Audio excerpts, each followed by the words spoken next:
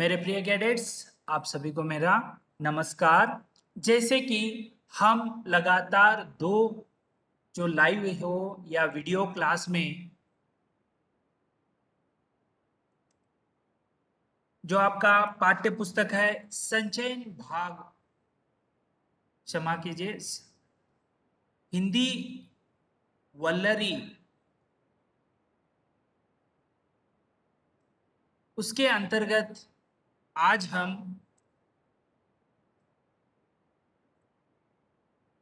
पाठ संख्या 14 का शीर्षक है अक्ल चली बला टली। इसका हमने लगातार दो वीडियो या लाइव क्लास के अंतर्गत विस्तृत अध्ययन किया। आज हम उसी के अंतर्गत प्रश्नोत्तर पर चर्चा करने वाले हैं। उससे पहले थोड़ा बहुत संक्षिप्त में जो है इसका कहानी का विवरण करते हुए मैं आगे बढ़ूंगा। तो अक्ल चली बला टली, यह कहानी जो है एक नीति बोधक कहानी है और एकता में किस तरह लाभ होता है इसका विवरण जो है दिया गया है। जंगल में एक पीपल का पेड़ था, वहां पर बहुत सारे कबूतर रहते थे और वो दिन भर जो है वहां पर अपने खाने के खोज के लिए निकल पड़ते और रात को वहां पर विश्राम करते थे। एक दिन उसी प्रकार वे सभी जो कबूतर हैं अपने जो है आहार भोजन के खोज में वे निकल पड़ते हैं। उस समय बहुत सारे दाने जो हैं वहां पर बिखरे हुए जमीन पर दिख पड़ते हैं। तो सभी कबूतर जो हैं वहां पर जाने के लिए उत्सुक रहते हैं। उसी के अंतर्गत एक बूढ़ा कबूतर जो है उनको न जाने की सलाह देता है।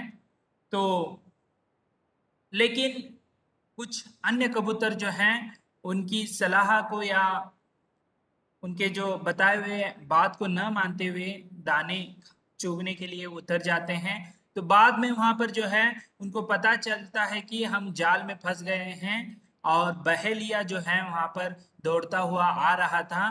तब अनुभवी जो कबूतर है, बूढ़ा कबूतर, फिर से उनको हौसला देते हुए सबको एक साथ उड़ने की सलाह देता है।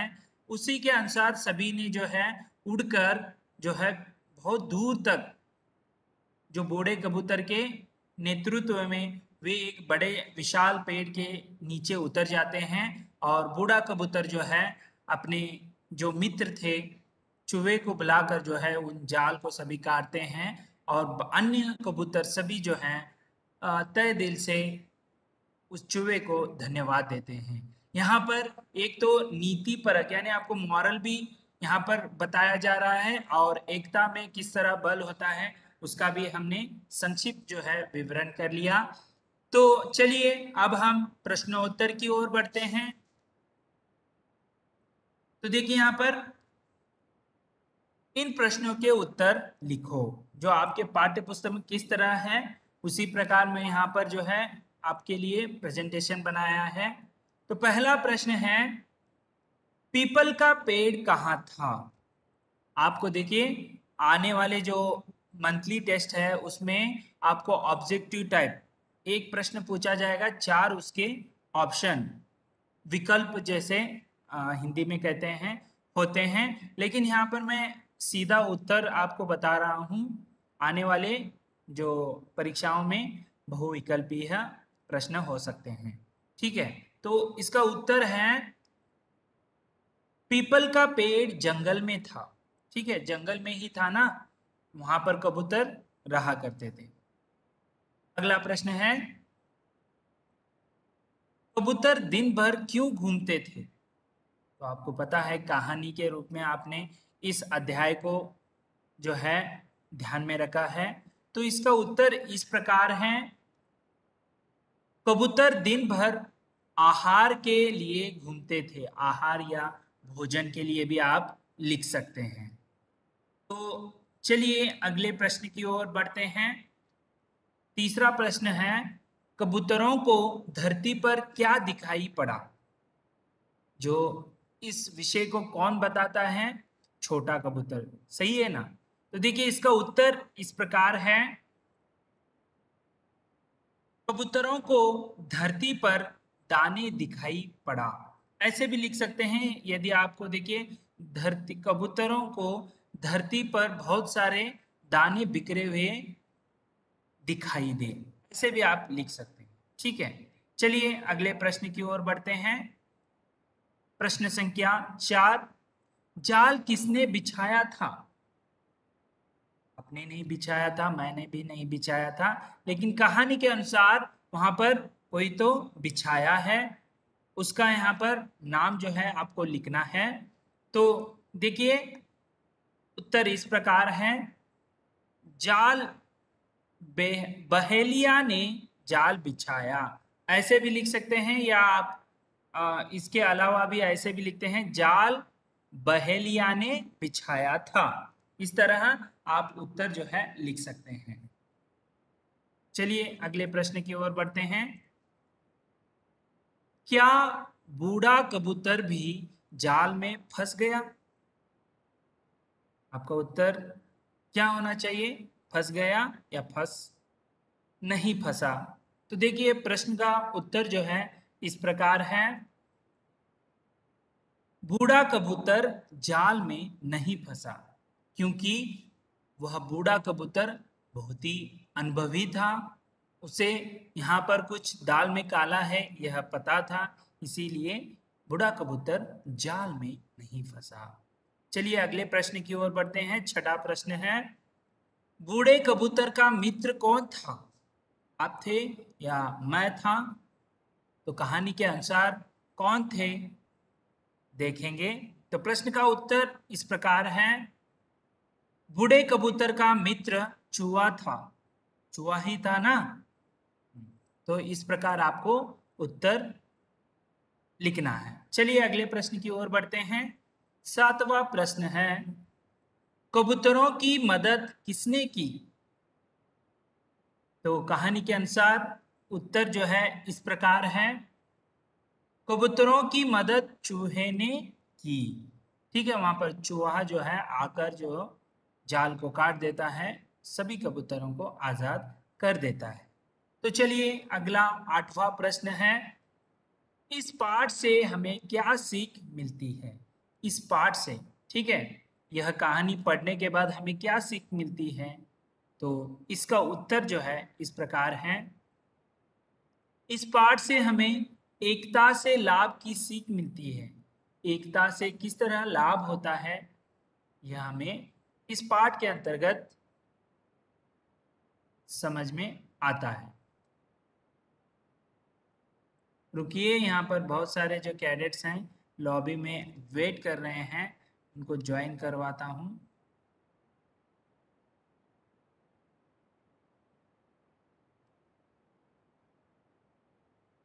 तो चलिए, तो देखिए आठवां प्रश्न था, क्या सीख मिलती है? इस पाठ से हमें एकता से लाभ की सीख मिलती है। तो चलिए अगले प्रश्न की ओर बढ़ते हैं।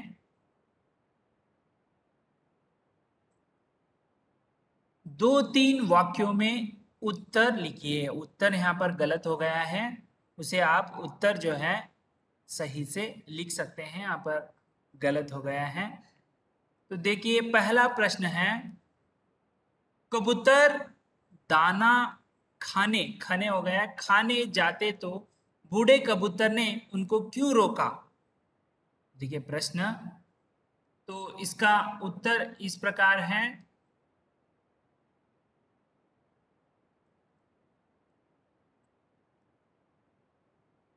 उत्तर इस प्रकार है, कबूतर दाना खाते समय बूढ़े कबूतर उनको रोका, क्योंकि जंगल में इतने सारे दाने कहां से आए, यह सोचकर ही बूढ़ा कबूतर ने उनको रोका। ठीक है, उसे कुछ इसमें यहाँ पर जो है गड़बड़ लग रही थी, इसीलिए वह रोक रहा था। चलिए अगले प्रश्न की ओर बढ़ते हैं। दूसरा प्रश्न है, कबूतर जाल में क्यों फंस गए? जाल में क्यों फंस गए? बहुत सारे कारण हैं। बूढ़ा कबूतर का जो बात नहीं माने, और भोजन के जो है आकर्षण से। तो उत्तर जो है इस प्रकार है,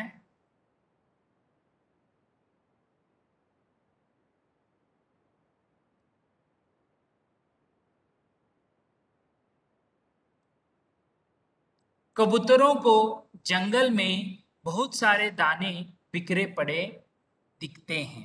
ठीक है, बहुत सारे दाने जो है बिखरे पड़े दिखते हैं। उन दानों को खाने के लोभ में, ने लालसा लोभ से सभी कबूतर जाल में फंस गए। ये जो है पहला मुख्य कारण है। चलिए अगले प्रश्न की ओर बढ़ते हैं। तीसरा प्रश्न है, चूहे ने कबूतरों की मदद किस प्रकार की? गन से की? ऐसे थोड़ी है। कहानी में उसने जो उसके दांत होते हैं नोकीले, उससे जो है मदद की। तो देखिए यहां पर उत्तर इस प्रकार है। बूढ़ा कबूतर ने चूहों को बुला लाया, चूहे ने जाल काट दिया, सारे कबूतर जाल से निकल आए। इस तरह चूहे ने कबूतरों की मदद की। ठीक है, तो चलिए अगले प्रश्न की ओर बढ़ते हैं। तो देखिए यहां पर अन्य वचन लिखो, यानी वचन को आपको बदलना है। ठीक है, वचन एक वचन हो सकता है, बहुवचन में करना है, बहुवचन को एक वचन में करना है। ज्यादातर जो है एक वचन पूछा जाता है और बहुवचन को लिखना होता है। तो देखिए यहाँ पर पेड़ बहुवचन रूप, पेड़े या पेड़ों, पेड़ों वाक्य में प्रयोग करते समय पेड़ों से ऐसे आप लिख सकते हैं, लेकिन पेड़ का बहुवचन रूप पेड़ ही है। बात का बहुवचन रूप है बातें। उसी प्रकार तीसरा है कबूतर, कबूतर का बहुवचन रूप है कबूतरे। ठीक है, इस तरह। तो चौथा शब्द है दाना, दाना का बहुवचन रूप है दाने। बहुत सारे दाने जो है बिखरे पड़े दिखते हैं। ठीक है, एक दाना है तो उसे दाना ही लिखते हैं। छठा है, पांचवा है चूहा। इस शब्द का बहुवचन रूप है चूहे। ठीक है, इस तरह आप लिख सकते हैं। ठीक है, तो चलिए आगे बढ़ते हैं।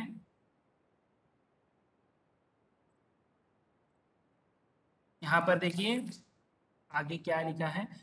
इन शब्दों के लिए विलोम शब्द लिखिए, यानी आपको विलोम शब्द अपोजिट वर्ड्स जो है लिखना है। तो देखिए यहाँ पर देखिए क्रॉस चिन्ह जो है लिखे हैं, ऐसे आपको लिखना होता है। लेकिन बहुविकल्पीय प्रश्नोत्तर है तो, यानी मल्टीपल चॉइस क्वेश्चंस हैं, तो वहां पर जो चॉइस होते हैं उसमें एक चॉइस को तो आपको लिखना ही होता है।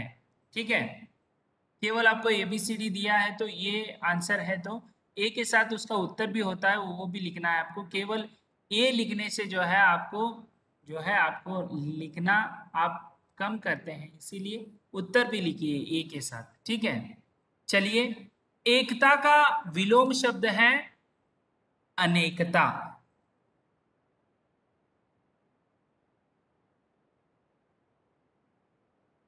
तो देखिए एकता का विलोम शब्द है अनेकता। दिन का विलोम शब्द है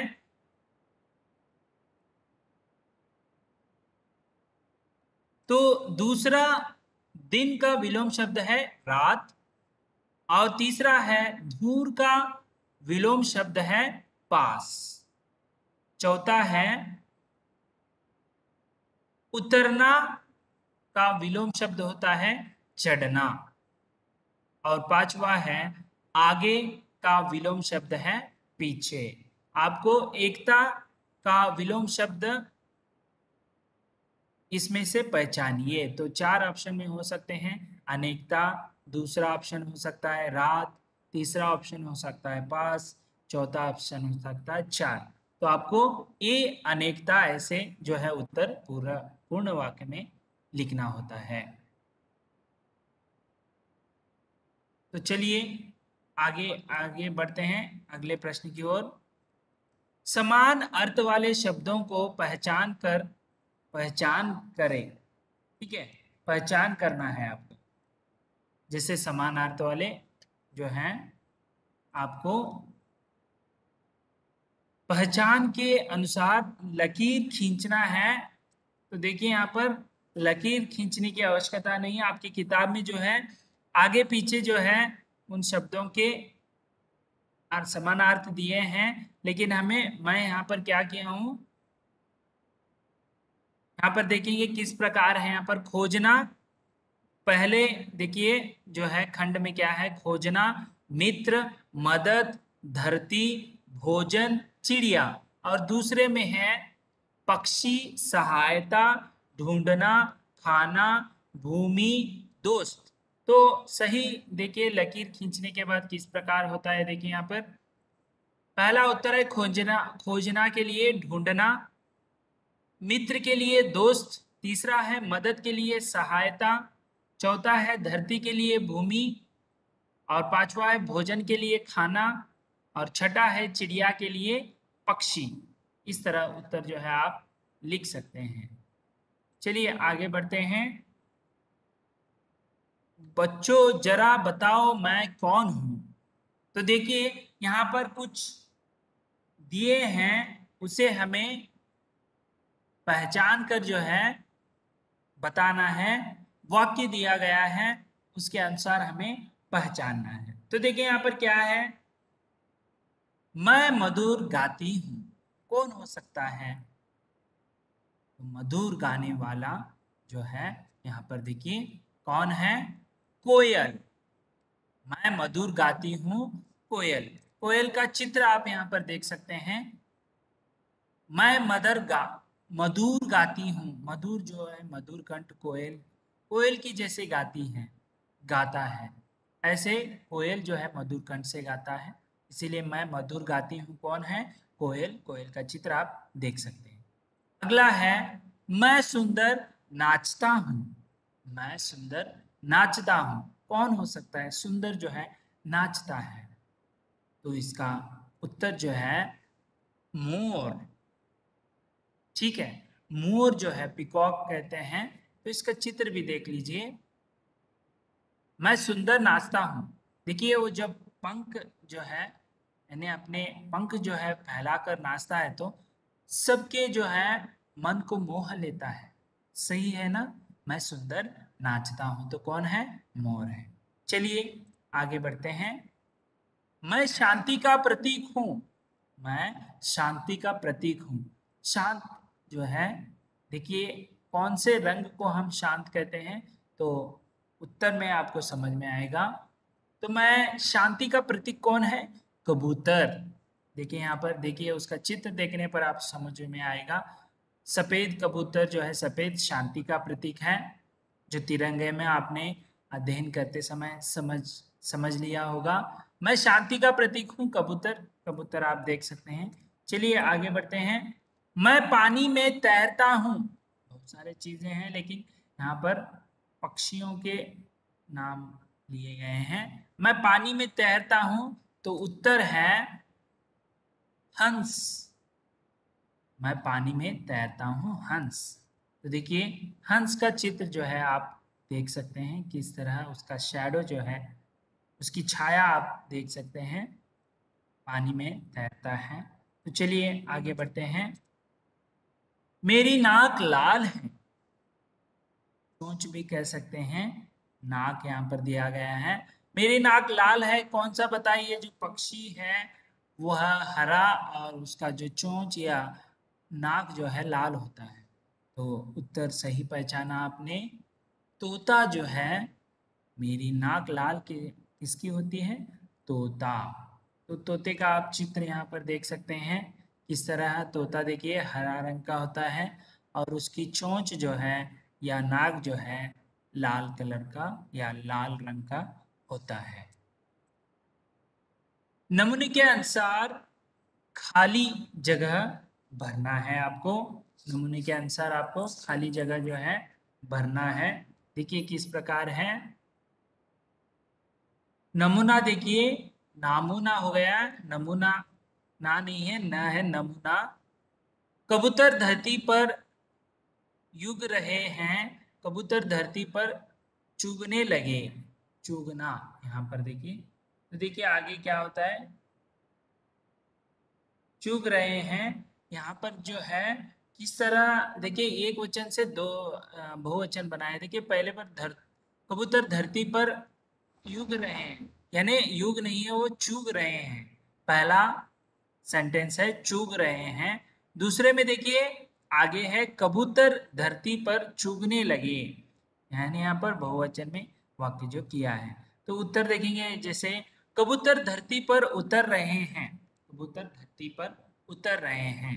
तो इसे बहुवचन में किस पर कर सकते हैं, जैसे वहां पर नमूने के अनुसार देखिए कैसे होता है, कबूतर धरती पर उतरने लगे। वहां पर चुग चुग रहे हैं और चुगने लगे, इस तरह आपको जो है वाक्य परिवर्तन करना है। देखिए चूहे जाल काट रहे हैं, तो उसे हमें कैसे किस तरह लिखना है, नमूने के अनुसार चूहे जाल काटने लगे, इस तरह आपको लिखना है।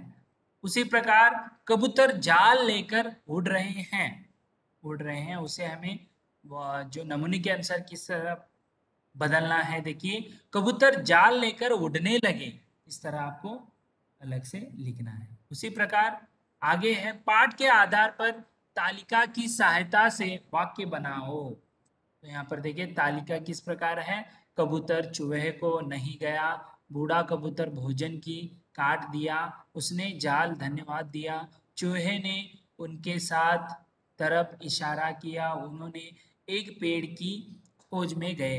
यहाँ पर तीन जो है शब्द या पद कह सकते हैं, उनको मिलाकर जो है सार्थक वाक्य बनाना में बनाना है। तो कबूतर एक पद है, चूहे को एक पद है, नहीं गया ये भी एक पद है। हमें आगे पीछे यहाँ पर किया गया है, उसका सही उत्तर जो है हमें सही विकल्प में लिखना है। जैसे देखिए यहाँ पर कबूतर भोजन की खोज में गए, पहला है। दूसरा है बूढ़ा कबूतर उसके उनके साथ नहीं गया। उस तीसरा है उन उसने एक पेड़ की तरफ इशारा किया। चौथा है चूहे ने जाल काट दिया। और अंत में है उन्होंने चूहे को धन्यवाद दिया, वो नहीं है वहां पर, उन्होंने चूहे को धन्यवाद दिया। इस तरह आज हमने जो है पाठ संख्या 14 जिसका शीर्षक है अक्ल चली बला टली, उसके अंतर्गत आज हमने प्रश्नोत्तर पर समग्र जो है चर्चा किया है। अगले वीडियो में या लाइव क्लास में हम अगले के साथ फिर से उपस्थित होंगे। धन्यवाद।